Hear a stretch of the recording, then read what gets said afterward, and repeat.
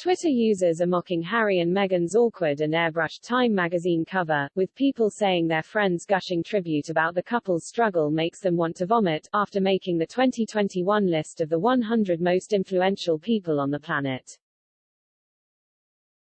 Social media is ablaze with hilarious memes including Oprah Winfrey's infamous "What?"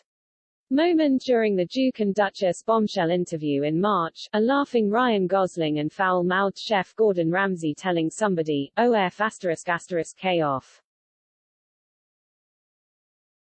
The U.S. publication released a glossy cover on Harry's 37th birthday showing the Queen's grandson stood behind his wife, with his arms her right shoulder in the icons section of the annual lineup, also featuring Dolly Parton, Britney Spears and Alexei Navalny. The photos are accompanied by a sycophantic profile written by their friend and chef José Andrés, whose charity World Central Kitchen is loved by the Sussexes and supported financially by their Archwell Foundation in India and the Caribbean. He wrote, "In a world where everyone has an opinion about people they don't know, the Duke and Duchess have compassion for the people they don't know. They don't just opine, they run toward the struggle." Mr. Andrés said the couple are blessed through birth and talent, and burned by fame, adding, "It would be much safer to enjoy the good fortune and stay silent. That's not what Harry and Meghan do, or who they are." One critic claimed the cover photo reflected the power dynamic in the relationship, because Meghan is in front of her husband, tweeting, "Wow, this photo speaks volumes. There is no hiding who's in control," but Times picture editor, Dilys NG, who made the final decision on the cover image, said that the portrait captures the Sussexes' powerful dynamic as equal partners. Others wrote, "This photo looks Photoshop. Also, the way they are positioned is very revealing. It's the Meghan show and Harry is just the supporting actor." Another critic added, "Harry looks completely awkward peering behind his wife like this." On the cover Harry is dressed in all black and Meghan in all white on a terrace at their $14.65 million mansion and then in green smiling at each other and holding hands while walking through their estate in Montecito, California. In another image they are in matching grey office-style clothes next to a window in outfits chosen by celebrity stylists Claire and Nina Halroth, who have recently dressed Brad Pitt and Jennifer Aniston, in pictures taken by Serbian Pari Dukovic. But one critic, a fellow photographer, tweeted, "Terrible retouching job, they look CGI." Mr. Andrés describes the famous incident when Harry was serving in Afghanistan for the British Army, when he was forced to run to his Apache helicopter when his airbase came under fire. He wrote, "That same sense of urgency drives Meghan, now the Duchess of Sussex, who has long been an active humanitarian and a powerful advocate for women and girls around the world. Springing into action is not the easy choice for a young Duke and Duchess who have been blessed through birth and talent, and burned by fame. That's not what Harry and Meghan do, or who they are. They turn compassion into boots on the ground through their Archwell Foundation. They give voice to the voiceless through media production, hand in hand with non-profit partners. They take risks to help communities in need, offering mental health support to Black women and girls in the U.S. and feeding those affected by natural disasters in India and the Caribbean. In a world where everyone has an opinion about people they don't know, the Duke and Duchess have compassion for the people they don't know. They don't just opine, they run toward the struggle. There is no mention of Harry and Meghan's rift with the royal family or the series of bombshell interviews including the one with Oprah where they accused a mystery royal of racism towards Archie and said aides ignored Meghan when she was pregnant and suicidal. Prince Harry and Meghan Markle celebrated their third wedding anniversary in May by revealing plans to build a disaster relief center in India to help battle COVID-19 and heal the virus-ravaged nation in their tie-up with José Andrés World Central Kitchen. The building in Mumbai will be based on the blueprint of one the couple's Archwell Foundation has already built on the Caribbean island of Dominica, where locals can get free food and medical care including a coronavirus vaccination. Harry's family put their problems aside as the Queen sent best wishes to Prince Harry on his 37th birthday, sharing a selection of photos highlighting her grandson's charity efforts while he was a working royal. The Duke, who has quit royal duties and is currently living in an £11 million mansion in California, also received birthday greetings from the Prince of Wales and the Duke and Duchess of Cambridge. Poignantly, Prince Charles shared throwback photos with his younger son, amid a rift that Harry made public during his bombshell interview with Oprah. Meanwhile, William and Kate kept their message simple, posting a solo portrait of the Duke with the caption, "Happy Birthday Prince Harry," and a red balloon emoji. It's not known how the Duke will celebrate his birthday, but Meghan recently marked her 40th with her own endeavor, the 40 by 40 project, in which she asked high-profile people to commit to giving 40 minutes of their time to support women going back to work. The birthday wishes come after Finding Freedom author Omid Scobie, who penned the biography with Carolyn Durand and released an updated version last month, said Duke and Duchess of Sussex are making very little progress in reconciling with the royal family. He said Prince Harry and Meghan were desperate to get their story out there when they gave their explosive Oprah Winfrey interview earlier this year. Appearing on Good Morning America today, Omid claimed the couple and the royal family both want all involved to take accountability and ownership for their role in the rift. The Time 100 stars listed with Harry and Meghan. Prince Harry and Meghan, the Duke and Duchess of Sussex, the couple turn compassion into boots on the ground through their Archwell Foundation, according to chef and the founder of World Central Kitchen Jose Andres. Tennis star won last year's U.S. Open and participated in protests in Minneapolis before prioritizing her mental health. The Russian opposition leader was jailed last year and has been a thorn in Vladimir Putin's side for decades. Shusha's survived more than a decade of trauma and abuse from her conservatorship, writes Paris Hilton, yet still embodies joy. A lawyer whose advocacy creates paths for the unconvinced to understand things they have overlooked, and that may be the real genius of her leadership and skill, writes Brian Stevenson. Country music star has diligently celebrated the queer community, says Miley Cyrus, as well as donating $1 million to COVID-19 vaccine research. A Japanese baseball pitcher who has been described as the best player this year. A poet who has published 3 volumes focusing on mixed language including English, Spanish, French and Korean. A Cuba-born performance artist who has openly criticized the government and its policies. An Iranian human rights lawyer who has represented opposition activists and politicians. The Stop AAPI Hate co-founders work together to combat a rise in Asian hate speech.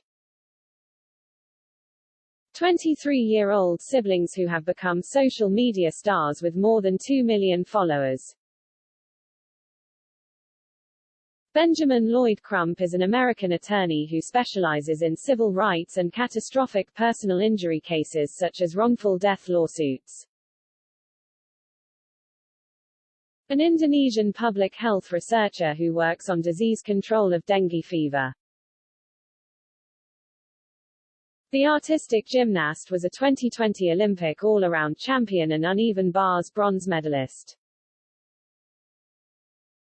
Economist Sarah and art historian Savoy proposed objects obtained through colonial-era theft be returned in 2018. A Turkish economist and energy expert who has served as the executive director of the International Energy Agency since September 2015. Founder of the fashion label Brother Vellies with the goal of promoting traditional African design practices and techniques. Chief Executive Officer (CEO) of Serum Institute of India, founded in 1966 by his father, Cyrus Poonawalla, it is the world's largest vaccine manufacturer by number of doses produced. A Dutch politician and diplomat serving as first Vice President of the European Commission since 2014. Activists and LGBTQ+ women who spent years working to demand justice for Vicky Hernandez, a transgender woman found dead in the street in Honduras in 2009. Partner at the Dutch law firm Paulus & Advocaten, wrote a book calling for judicial intervention to save the planet. A Mexican activist who promoted the creation of a law against digital harassment in Mexico. A scholar and activist focusing on gender and sexualities. Lead the first large-scale protests against the coup in Yangon. American business executive who has been the chief executive officer of Apple Inc. Since 2011, creators of Versus, an American webcast series that airs on Versus TV and was introduced during the COVID-19 pandemic as a virtual DJ battle. Nicole Sherry Hannah-Jones is an American investigative journalist, known for her coverage of civil rights in the United States.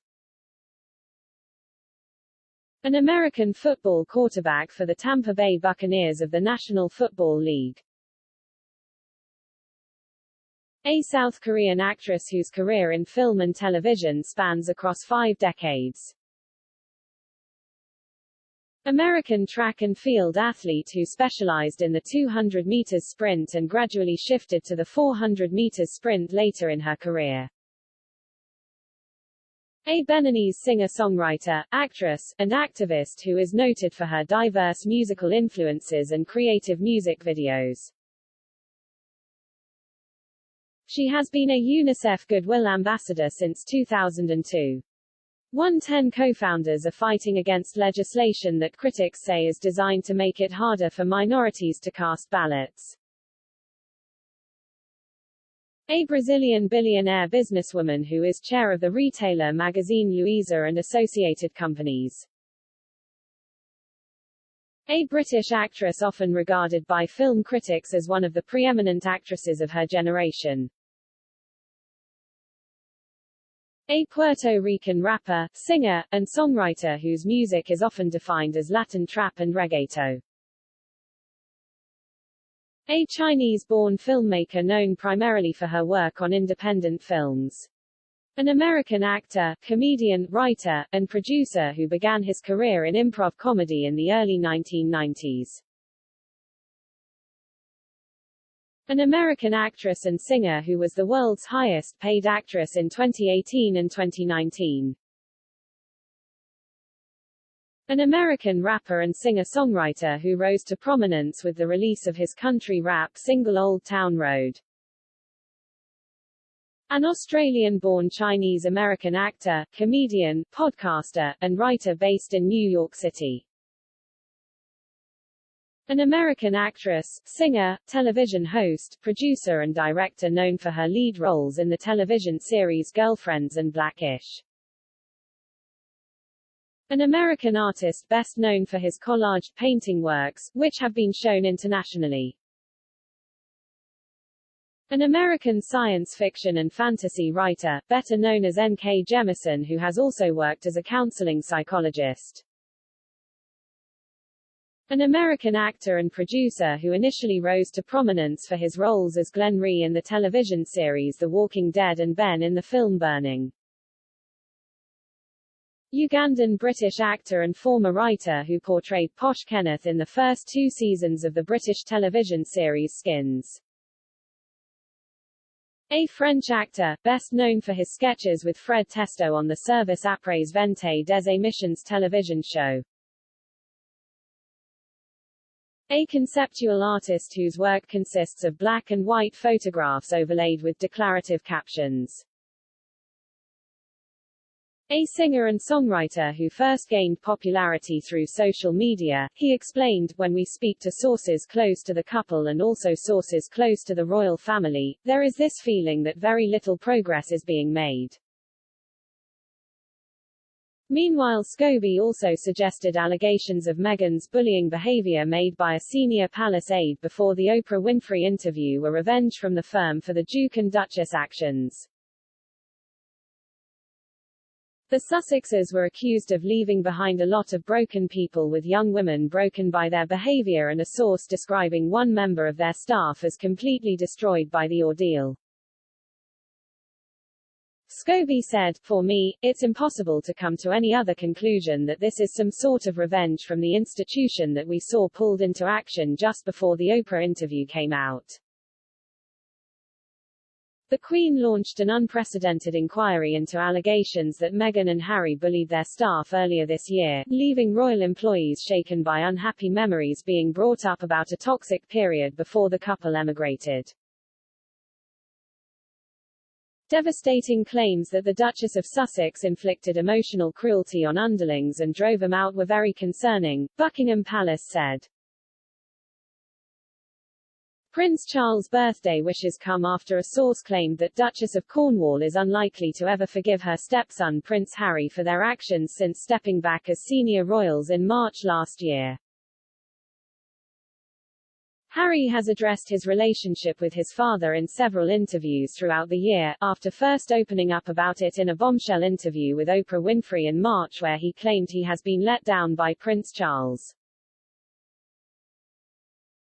Speaking to The Telegraph, royal expert Camilla Tomaini reported that a source close to Camilla has said that even though Buckingham Palace is conveying the message that Prince Harry and Meghan Markle are still loved by the family, the Duchess of Cornwall will struggle to move on.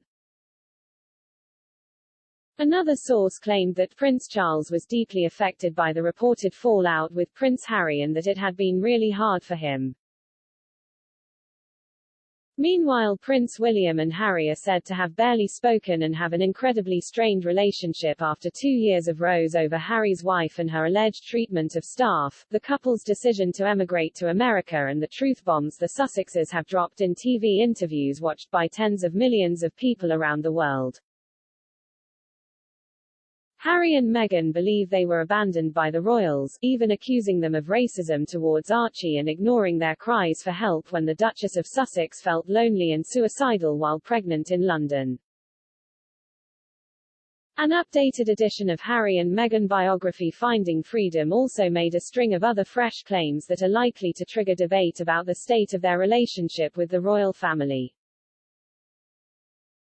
A leaked version of the epilogue claimed the couple had considered naming the royal they alleged had made a racist comment about their son, Archie, that some royals were quietly pleased the Duchess of Sussex missed Prince Philip's funeral, and that Prince William was furious about their interview with Oprah. The new edition also said the Sussexes had no regrets about quitting their royal roles and that Meghan found her explosive Oprah interview cathartic and liberating. Meghan plunged the monarchy into crisis after telling Oprah Winfrey that an unnamed royal had expressed concern about Archie's skin before he was born. The epilogue reveals that a source told authors Omid Scobie and Carolyn Durand that the Sussexes had considered naming the family member, but had ultimately decided not to. It also claimed that sources close to the Sussexes had said that the royal family's reaction to the allegations made by the couple was not positive.